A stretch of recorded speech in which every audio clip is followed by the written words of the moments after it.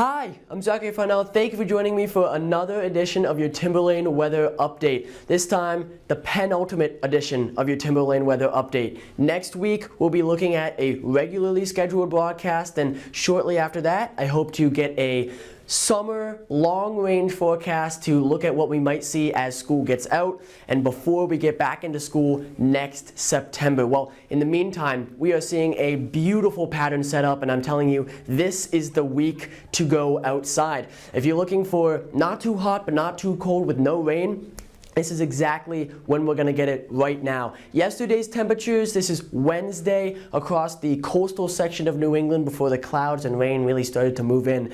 We got into the mid to upper 70s across many of these areas. And again, I'm telling you, now is the time because look at this heat across the central US, all the way up into Canada even. They're reaching 80 degrees. And again, it's always hot down into the deserts of Arizona and Texas, but 100, 110 degrees is hot even for them around this time of the year. So overnight for us, as those clouds did begin to move in, it cooled down a significant amount. But look into Florida. They've been dealing with a lot of hot weather as well this year. We've been getting pretty lucky these last couple weeks. They reached 80 degrees as their low overnight. So luckily for us today, this is our last real day of rain for the next week, I expect. Again, those temperatures did cool down a lot with that aforementioned rain and the clouds that moved in. You can see this best on the satellite picture. Looking up into our area, it's a pretty small area of rotation up there.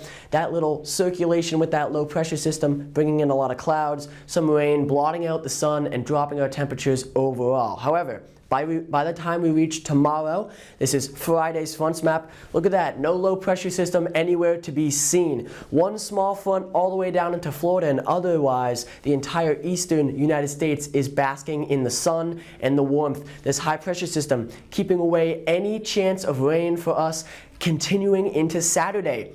We see a bit of a rainstorm, bit of a system moving across the central part of the U.S. and into the south. Those thunderstorms may fire up. Thankfully for them as well, those thunderstorms are not expected to be particularly severe. So much of the country getting a break from the wild weather that we've been seeing. But Saturday for us, extremely clear, very sunny. This high pressure system holds out even into Sunday. It looks like the rain might be pushing towards us on Sunday, but it will ultimately fizzle out before it reaches our area. You see no low pressure system in this area. It's just not able to push far enough east as this high pressure system stays anchored across our area. And that's why on the 5-day forecast, we are looking at such a beautiful week. I'm talking sunny and 80 degrees for the next 5 days at least.